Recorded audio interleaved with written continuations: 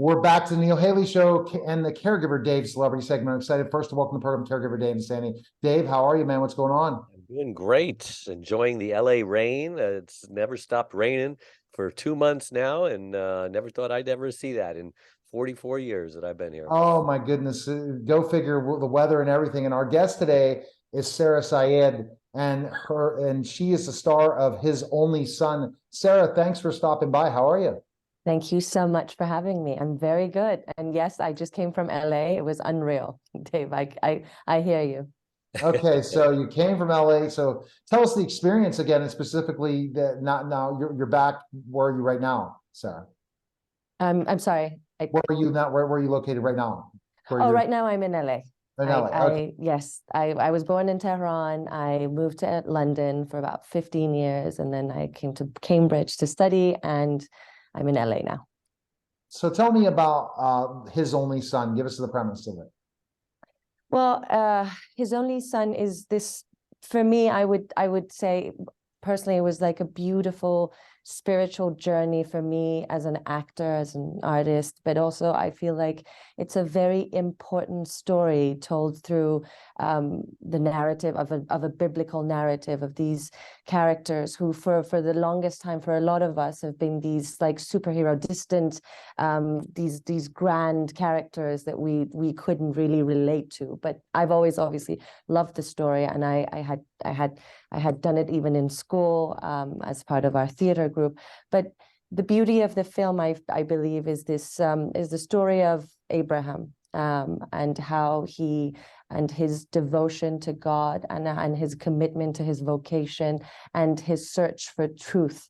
And throughout this journey, he's told that he needs to prove himself. He needs to show that he's all in. And so he's asked to sacrifice his only son, who he conceived with Sarah. They had for years and years been trying, and this journey of having Isaac was cumbersome, to say the least, and it ended up being his biggest sacrifice. And so I don't want to tell you, I mean, I know everyone knows the story, but the beauty of the film is that during every frame, throughout the entirety of the journey, you still question whether this is going to happen and whether he's going to do it. And I think the dynamic between Abraham and Sarah is just one of true love and commitment and devotion to one another that everyone can relate to, and the struggles of being part of a relationship and have to strive through the complexities and challenges of life. Sara, is this a movie that Christians will enjoy, that Muslims will enjoy, that Jews will enjoy? Absolutely. I mean, I was personally, I was born Muslim. I grew up in a society where I felt like in a lot of ways that religion didn't, and it was very oppressive for me. And I believe that God and religion has to free you in order for you to be of service to causes greater than yourself. Right. And for me, I believe this film is a beautiful journey, whether you're a believer or non-believer. You find this sense of spiritual awakening, but also it feels like it's an invitation to right. Come and observe and be a part of it. In Farsi, the word for God is Khoda, which is short for Bekhoda, which means come to oneself, come to yourself. And I think this film is a beautiful homage to that. No, definitely. So talking about the filming of the film, we talked about the premise. It had to have been a challenge, right? It's not the my God. Filming to try to really depict that time period, have the right background, all that. So explain that. Yeah, I mean, David, Roman, everyone on the team, everyone in the crew, they did such a beautiful job. I watched the film for the first time yesterday. Sadly, I missed the premiere because I was on another shoot. I couldn't believe my eyes. I mean, I knew what they were capable of, but to go back to how we had to do it in the heat of the desert with the bare minimum, obviously, in terms of just budget. It was a low budget film. It was such a labor of love from the get-go. Everyone had put so much soul and love into it, that we knew it was going to be something special. But I believe in a lot of ways, and I mean, I don't know if I'm biased because of the fact that I have so much love for the team, but it truly feels like watching a masterpiece. It's so sensual, it's so authentic. Every frame is just so important. There's no fluff. And even though it's a beautiful, long journey, it never feels boring. But yeah, it was a bit of a struggle. I have so many funny memories. I mean, I had to be aged, and so we had prosthetics on my face and jowls and what have you. And David had lots of hair on his face, and it had to be glued on. And I remember in the deep heat of the desert, we would, like, every time we would embrace or come close or kiss each other on the face, my jowl would be stuck on his face and his beard on mine, and we were in the middle of an intense emotional scene that had to be redone all over again. Yeah, it was just so fun. It was just so wonderful. Sarah, I'm a Christian. I love the story. I've read it so many times, the Yes. biblical account. Many films have been made about this part of the Bible, but how is yours different? I mean, is it strictly the biblical account? Have you taken creative license? I mean, how is it different from what's out there?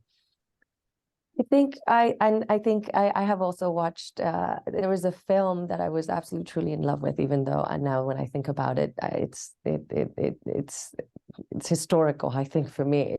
When I wasn't even, let me tell you the story actually. When I wasn't supposed to audition for the film. I went to this massive sort of structure where they were casting different films. It's a very well-known one in LA.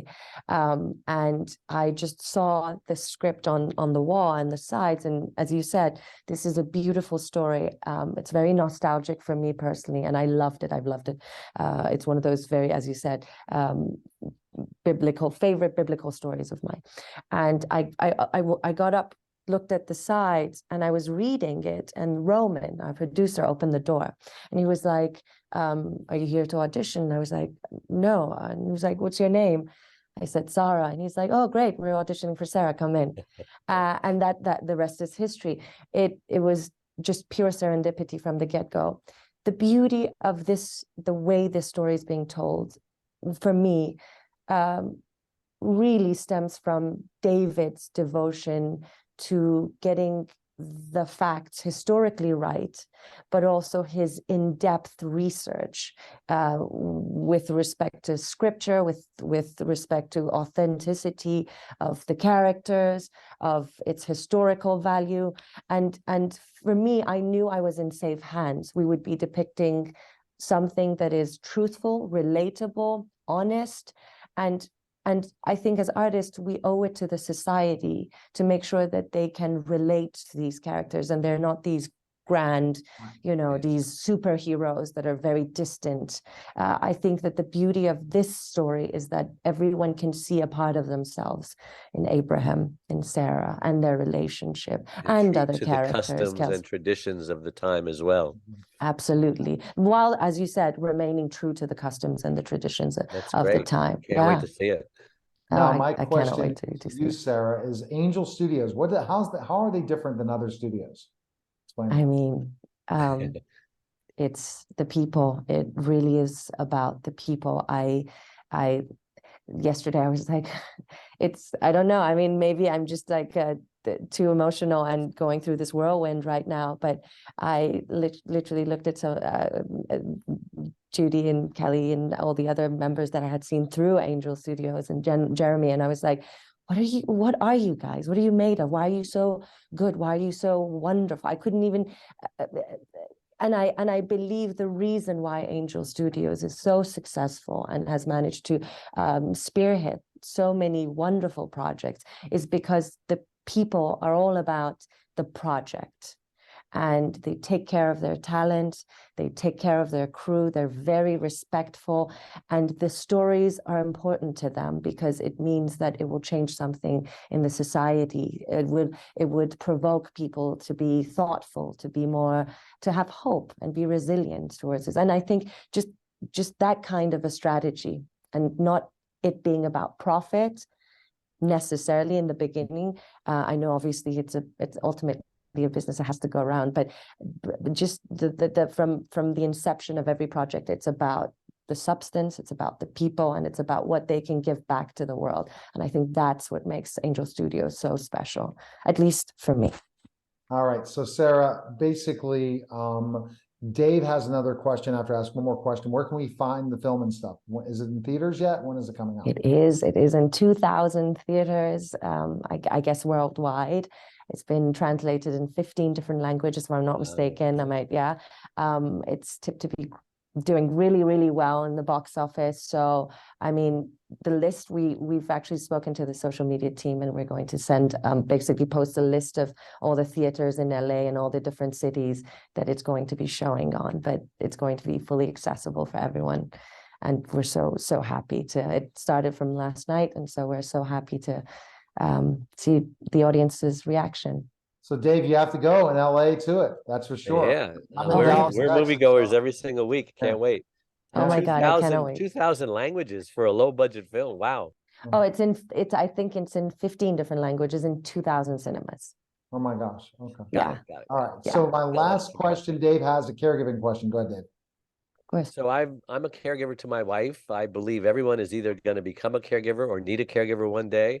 And it happened to me 27 years ago. My wife lost her speech, became paralyzed on one side from a stroke. And I made a lot of mistakes, and it's a tough job. 30% of caregivers die before their loved ones do, and many more get sicker than the ones they care for, eventually need a caregiver of their own. So I became Dave, the caregiver's caregiver, and now host wellness retreats in Acapulco. I've spoken on television 57 times about this topic, preventing your loved one's illness or disease from killing you, etc. How has caregiving touched your life, Sarah? Oh, that's so beautiful, Dave. It's so crazy, because in a lot of ways, I was just, as you were talking, I was not naturally, I was thinking about the film and the struggle between Sarah and David and the conversations we were having last night with Nicholas. The beauty of what you're doing, I think we basically come into this life like different planets. We sort of clash into each other, and we're supposed to fulfill each other, not make each other necessarily happy, but love each other and fulfill each other. And the wonderful thing about caregiving is that commitment to love and respect, and ultimately it not being about having the perfect partner, perfect everything, perfect life, perfect circumstances, but devoting yourself to someone that you believe is the love of your life. And it's so incredibly wonderful. I mean, sadly I lost my grandmother to Alzheimer's, and I didn't even manage to go back to see her and be at her funeral. But for years, I remember just watching this person that was everything to me just slip away. And sadly, she couldn't remember anyone, but she could only remember, she would call my cousins after me, she would call them Sara. And it's one of those beautiful things that you see the ephemeral nature of life and love, and regardless, it's a beautiful and brave thing, Dave, what you're doing. It's small people like us wouldn't be able to live up to you, but stop it. we do what we have to do. I completely understand, but I'm also in awe and inspired by that. But that's how it affected my life. I watched the most important woman in my life go through that, and it was hard.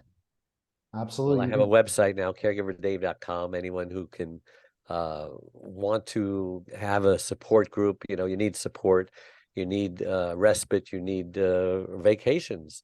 So you can look us up at caregiverdave.com. It's a pleasure talking to you. All right. And Sarah, we appreciate it. Where social media can people follow you and find you?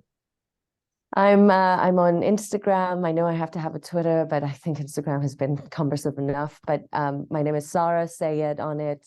I'm very currently, I was a human rights lawyer before I became an actor. So I do a lot of humanitarian and political stuff for Iran. So that there might be a bit shocked, but I'll start posting film stuff soon. All right. Well, we appreciate it. Thank you again. Sayed it is. Thank you. All right. Thank Take you care. so much. All right. You're listening and watching the Neil Haley Show, and we'll be back in just a moment.